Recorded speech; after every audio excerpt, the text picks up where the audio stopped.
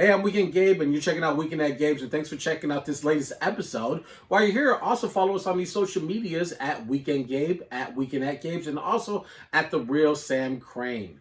Thanks for checking us out. As part of our start of Producer Week, we are going to bring forth one of the best new sounds, voices. He does everything in between. Let me introduce him properly. Producer, content creator, and expert rent negotiator. He will get in there and get you money off your rent. He will show you how to do it, how to live your life rent free. We're going to get into all that. Master Steve joins us tonight on Weekend at Gabe's. How are you?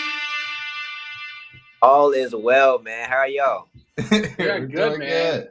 We appreciate it. I saw the video of you knocking off 500 on your downtown condo or your apartment, whatever it is. I need to find out to get more tips. You just have to be honest, and I'm like, there's more to it than that. Well, dude, apparently now, man, you got to pay more than like what they're asking for. So it's like it probably wouldn't. Yeah, I don't like that. Yeah, you know? I don't like that. It's very sketch, you know. If you know anything about me, I'm trying to pay the least of anything. I am not doubling up. I am trying to zero out. Hey, man. But Master Steve, thank you so much for joining us, man. We appreciate it. We're huge fans of one of your frequent collaborators, Rich Robbins. He put us on, and so we appreciate you giving us your time. You have an amazing background. First off, a lot of your social media kind of gives us an insight about who you are and what you do, and some of the things that excites you. Let's just start there. First off with production style. We see in a lot of your videos that you make and you post them. You just posted one today where you use a lot of live instrumentation. Are you classically trained to use instrumentation, or is it something that you've adopted or adapted to, or just trying to figure out through trial and error? Take us into that. Dude, man. Yeah. Well, first and foremost, hey, honor to be on your show, man. I love y'all energy. It is phenomenal, man. Appreciate you. And shout out to Rich, because Rich, he made it possible for sure too. Absolutely. I'm giving you an air horn for that one. That's important. No, but all honesty, man, my parents told me that I started playing drums when I was 3 years old. So as soon as they bought me a drum set, I started kind of making music. And from there, man, I was raised into the church. My dad was a part of a family quartet group, and they did gospel music. So that's always been like my upbringing to music. But when it comes to classically trained and stuff like that, I joined the band in the 6th grade playing sax. So it led me to playing the sax now. But most of it, man, has been playing by ear or really just coming from the church or really my dad. Word. Let's talk about working with Rich for a bit, because he gave me a little bit of inside scoop here, and I asked the people who put us on, these producers, to give us one question to ask. Rich told me to ask you, and I quote, state the importance of house shoes in the studio. You know what's crazy, man? I always forget my house shoes every time I walk into the studio. That's the problem. But it's very important, man. Kobe really started it. Kobe, which is like the engineer, part of Steve Cole, and also a great guy. He started bringing house shoes. So now, the cool thing is to have some house shoes in the studio. And we ended up getting Rich a pair of house studio shoes. Comes so often, and we got to make him feel at home. Is that a comfortability thing? Is that a sanitation thing? Is it just like your Timberland boots have bad energy, leave them hoes outside? Like, they do have some bad energy. That's cool. They keep your feet warm, so that's one thing. But nah, man. Usually, I tell everybody to leave their shoes outside the house, and then once you kind of walk through the house, you get to the studio in the back, and the ones with house shoes can still keep shoes on. Word. What are some other ways that you keep the studio comfortable or give it that energy you need to bring out the performance? What are some other little tricks that you have? Oh man, so if you're a vocalist or you about to record, I always offer tea. Or if even if you just want to be in a room and just Oh, that's a Renaissance man right there. That's a Renaissance. Not a lot of people are hospitality like that. You know what I'm saying? They won't extend you the cup of tea. Oh, that's critical. Critical. I keep tea and I keep hot chips all the time. So Hot chips. Just in case you need to go the fully opposite direction with it. just in case. I love it. How do you so you worked with a number of artists. How do you keep them artists, like when they come in? Do you what is some of the processes that you go through when you guys are starting to record a record or to listen to a record that or a sound that's maybe early development? What is that process like as far as collaborating and starting the lyrics, the writing process to sort of match the music? Ooh. So that process, it changes every time. I think you have certain things that you do, but everybody's so differently. Everybody's so different when they create. You know what I mean? So every person that you approach, every artist you approach is always going to be a different experience. But at least for the most part, you have to just kind of come in with an open mind and kind of let them be who they are as an artist. And that's me personally, like what one of my favorite things about making music is finding out, okay, what is everybody's special point and how can we bring it all together to make it like a really great project. So yeah, man, that's the approach, just having an open mind and just being able to communicate and say, hey, I'm not here to judge anything, but I'm here to, like, actually see what you can do, like do your thing. Right. Is that I've heard some, because you sent us some unreleased records. They had some bars on them too, So you've been on opposite sides of that table. Is there? I think you more than anybody probably has the most unique full picture of this. Are there pet peeves that artists do that you just can't stand? Like you will end the whole session because it's just this is not it. I actually never thought about that. I guess the one thing is if they keep their shoes on, I'm like, yo, we're gonna need to get you some house shoes. First thing I say when you walk in, but something that they hate, that I hate. Kind of just being in their own like bubble, like not being willing to collaborate. They just want it their way, and it's just not the best approach, really, in my opinion. Word. And on your, let's roll the clocks back a little bit. Sorry to step on your question there, Weekend Gabe. You grew up in North Carolina. Mm-hmm. What did that? I'm sorry. I said born and raised. Yeah. What did that sort of that upbringing sort of influence about your style? We had somebody who was from Tennessee on the other week, and they were talking about how that took them out of the city and gave them a whole kind of new experience. So what do you attribute North Carolina to influencing your style? North Carolina is everything, man. I feel like you got artists like J. Cole for one.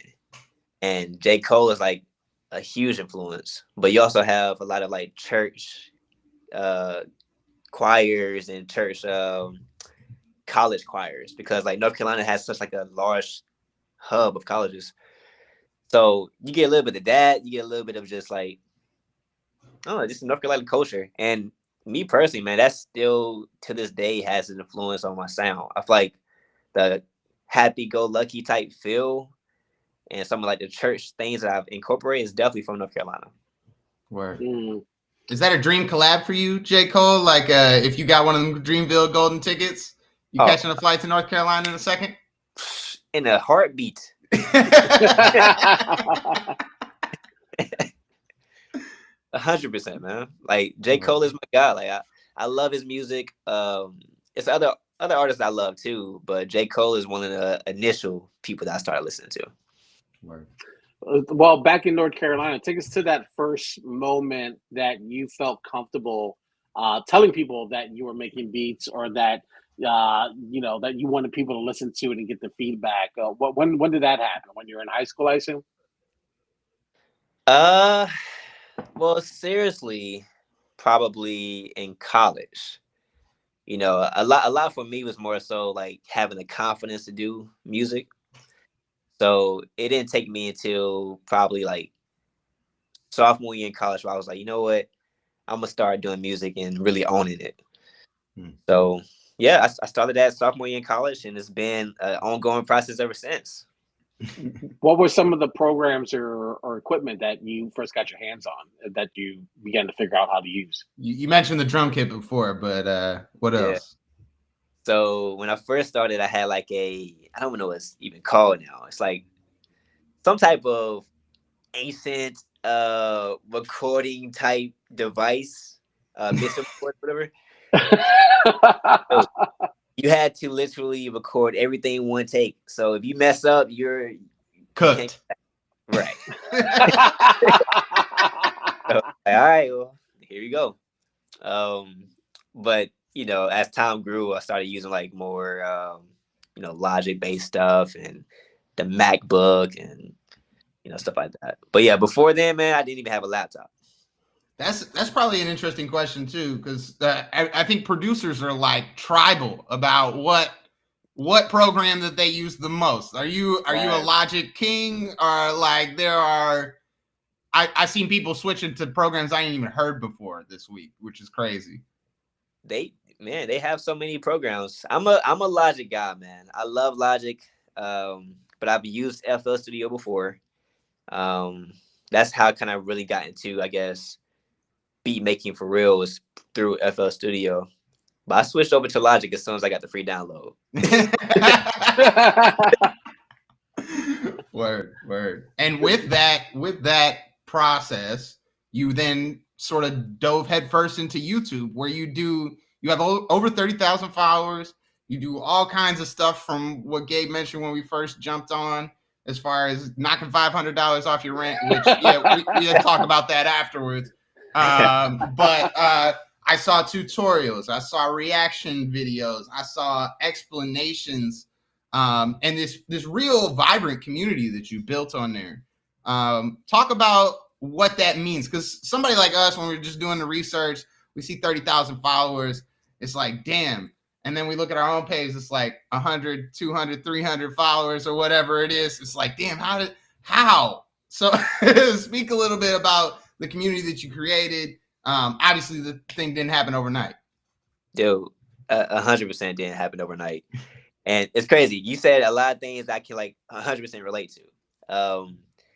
One itself was just the community portion. So like, that's the reason why I'm doing YouTube, is like just to create a music community where you can just freely will be yourself and say whatever you want to say.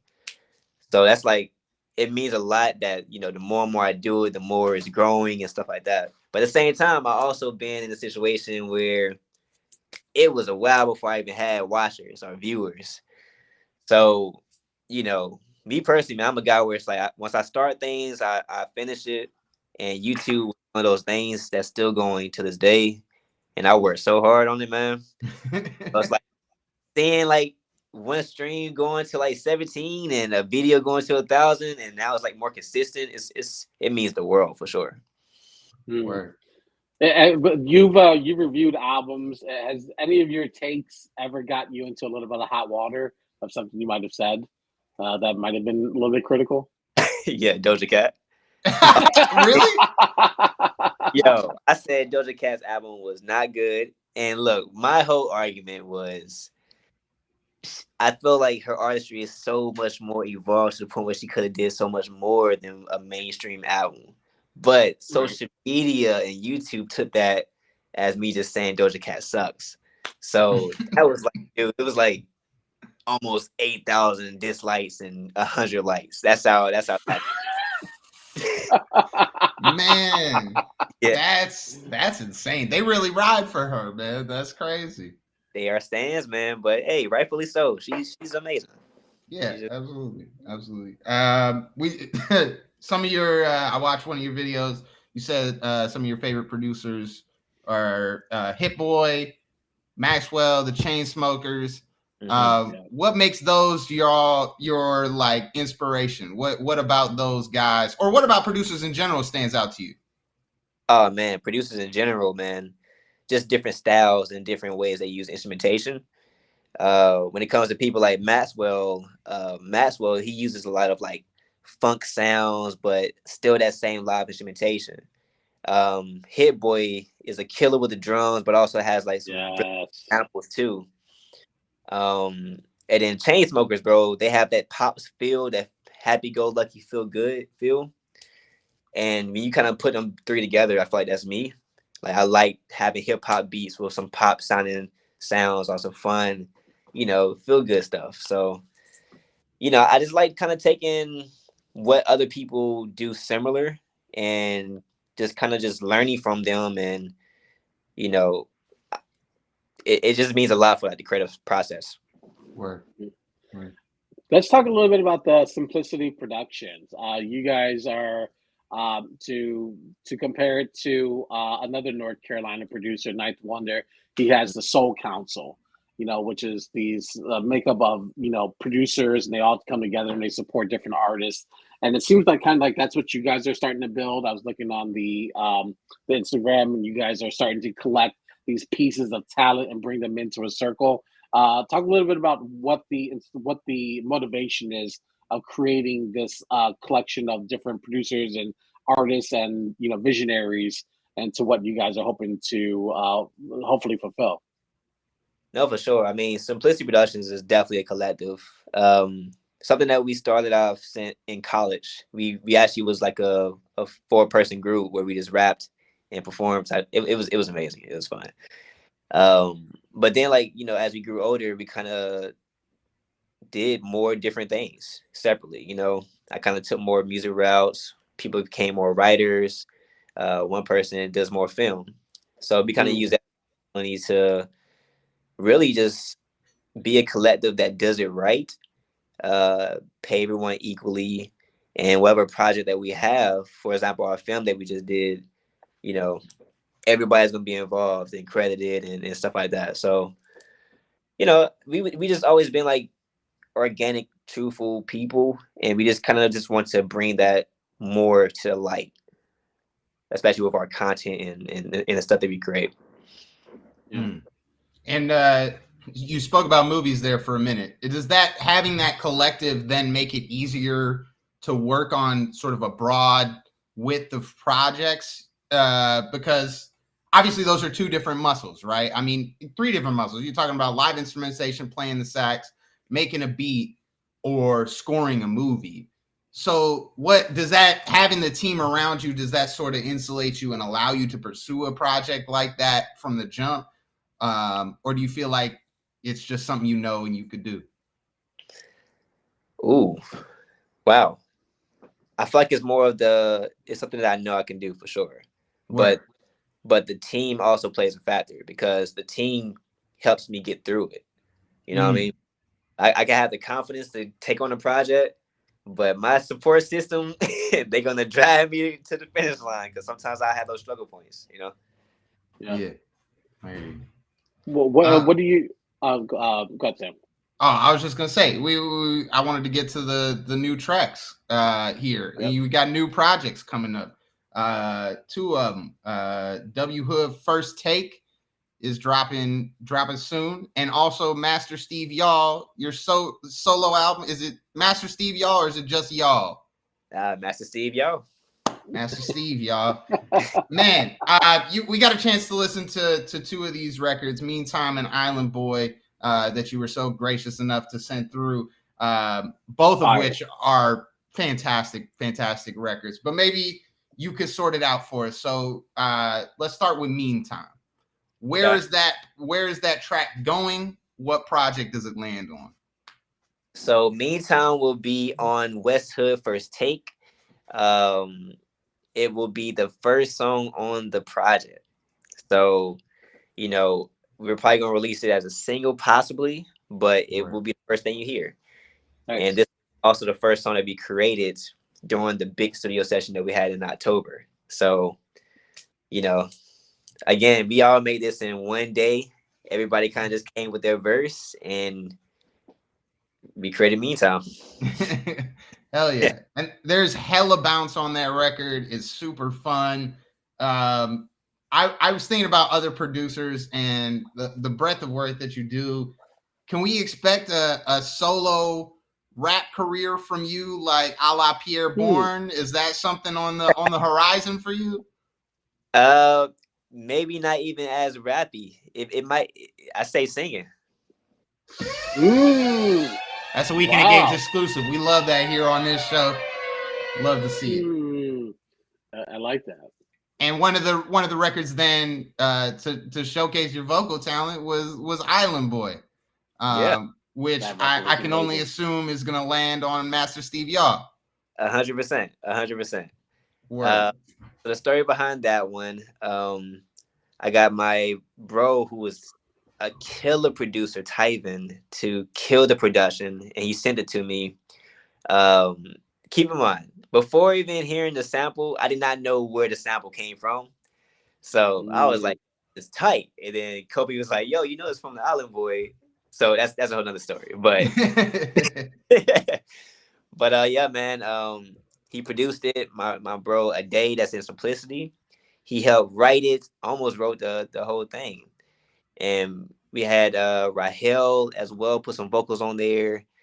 And man, Kobe, Rich, they also have like some parts of like just helping you structure this thing together. So this is one of my favorites. It's gonna be the first song that's gonna be released on the album as well. So this is Island Boy. And it's about about feeling lost. All right, you gotta give us the exclusive. When's it dropping? When's it coming out? We're aiming for April for Island Boy. Okay, there's another Weekend at Gabe's exclusive. We love to see it. If it's not in April, we're gonna call you again directly from the show. We're gonna be live on air. You're gonna be in the middle of the session. We're gonna be like, where is it? Where's the album? It's May. All right. I gotta now the whole album, you know, right? That's gonna be okay. Later. Oh, just the single. But the single April.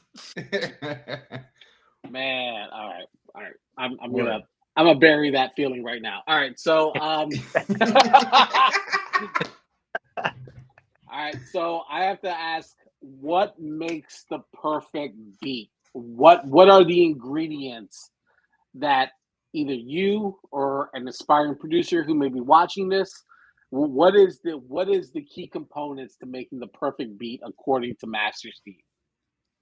Oh, the perfect beat is no perfection. The perfect beat, whatever that feels right to you in that moment, and you've thought it through all the way throughout every possibility to make it as quality as possible. So that is the perfect beat. There's no type of structure. Sometimes you have structure, but I feel like, nah, it's mostly creativity and free flowing. There we go. Word. And is the simplicity a tenet or no? It could be a great beat, simple or not. It wasn't a tenet, but I can say yes just to make it seem like. Just cut that part. Be like, yeah. Word. Do you throw beats away or delete beats? I don't necessarily throw them away, but I do have some beats that I would never release. What does the catalog look like for you? We talked about sort of with a lot of artists, how they organize they stuff, or is yours just like when Gabe says thrown away, you really mean throw it into this folder where I throw all the beats, and then occasionally I'll go back and check that folder to see if there's anything I missed. So okay, it's a little bit of both. So I just started being more organized last year technically now. Once me and Kobe did the Steve Cove Studios, I got a hard drive. I started labeling things by artists and project. So that is better. But when it comes to my beats, there's still some stuff that I made back in 2018 that is so unorganized. I have to find the different pats and the stuff like that. So it's basically Word. All right, last question from me. We like to have a little fun on this show with the last question. Usually, you sent us the exclusive record from your upcoming album, Master Steve, y'all, Island Boy. I was thinking to myself today, once the album's out and Master Steve is kicking back somewhere, and you could pick any island, which island are you going to? Malibu. Easy. Man, I can see the dreads long and all, man. You know. Word. That's a good answer. Is Malibu an island? I don't know. Probably not. All right. I'll let you off with a beach, but just know. I'm watching you. All right. My last question before we get to let you go, Steve. There have been so many masters in hip hop history: Grandmaster Flash, Grandmaster Cass, Master P. What makes you the master? Ooh. Man, what makes me the master? What makes me the master is just I am so 100% myself, and I feel like nobody can 100% be myself. But that's what makes I love that. I love it. The subtlety of it matches exactly who we thought you would be. So I appreciate that. Master Steve joining us here on Weekend at Games. Thank you so much. Keep an eye out for new music from him. I imagine they'll be on all the digital streaming platforms come this spring. So we're going to get all the great new music that we have exclusive to that you don't have. You'll get that, guys, in a couple months. But, man, we look forward to it. Please keep in touch with us. Let us know anything else that's coming up. We'd love to have you back in the future. Oh, man, hands down, man. This was awesome. Thank you for having me. It was a vibe. All right, thank you so much. Master Steve joining us here on Producer Week on Weekend at Games. Man, he has so much going on, you know. Yeah, I feel like we could have talked to him for 2 more hours, and we would have still not scratched the surface of everything that's going on. And I was thinking while we were doing the interviews, like there's a lot of wheels turning behind those shades. And so I'm sure there was a billion other projects that he has on his mind or tucked away in a folder that he can't tell us about right now. But maybe if we holler back in a couple of weeks, he'll let us know. I am still enamored by not being able to wear shoes or have house shoes when you go into the studio. I think we learned something valuable today, America, and that is leave them stinky ass shoes at the door and get yourself a pair of house shoes for the studio. Yeah, I hope he has also some new socks because folks come into stinky ass socks and then try to put the slippers on them. Like, no, you're not concealing the stink. Yo, here's some new socks. Some deodorizer for sure. Yeah, something. Yeah, I need some Master Steve socks. There's an idea for you. You need to market that, Master Steve. Hey, I'm Weekend Gabe. Thanks for checking out this latest episode of Weekend at Gabe's. Click on any of the links swirling around my head and also hit the subscribe button while you're here. Thanks for checking out us here on YouTube.